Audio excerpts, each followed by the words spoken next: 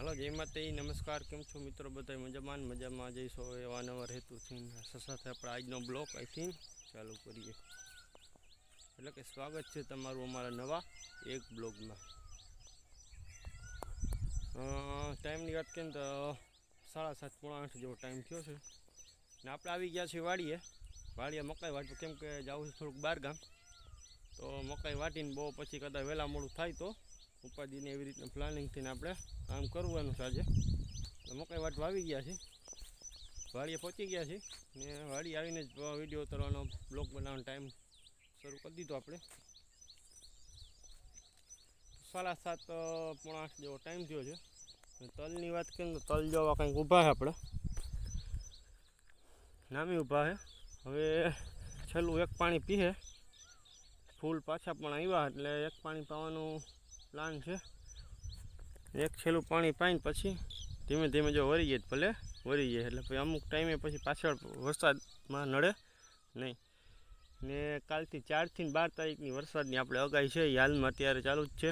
પવન તો બહુ નીકળી ગયો છે, ઝીકું મારે છે ને થોડું જાજુ આવે કે ના આવે આપણે સ્વાસ્થ્યથી રહેવાય, એમ કે ચેતીને રહેવું પડે. આમાં કંઈ નક્કી ના કહેવાય, આવે ખરા નહીં આવે.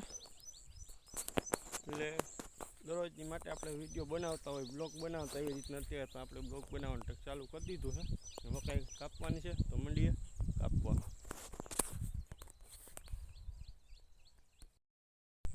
મકાઈ કાપી લીધી ને ભાઈ તમારો પરસેવે રેબજેબ થઈ ગયો અત્યારે સવારમાં.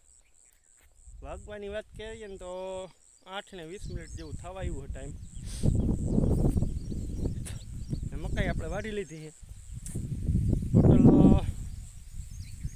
5 બથ્થું વાટી હતી. એક આપણે સનેડામાં ચડાવી એવાને 4 બથ્થું છે. જો તમને હું હાલમાં બતાડી દઉં. 1 2 3 4 મકાઈના ડોડાનો હોય 5 બથ્થુમાં હારામ જોરદાર ડોડા તોડ્યા આપણે ખાવા માટે. ઢગલો કરી દીધો. જુઓ કાંઈક પછી ઢોર ખાઈએ આપણે. આ તો આપણા ખાવા માટે બે જણાને ઘરે મોકલાવશું ને આપણે 5-7 ખાવાનું, બાકી બે ઘરે મોકલાય તે બાને ખાવા થાય.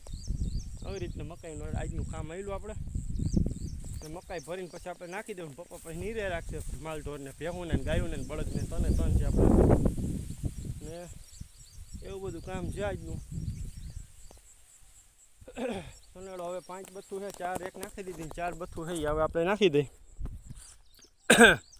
સવારનો દિવસ છે, 8:20નો ટાઈમ થઈ ગયો છે.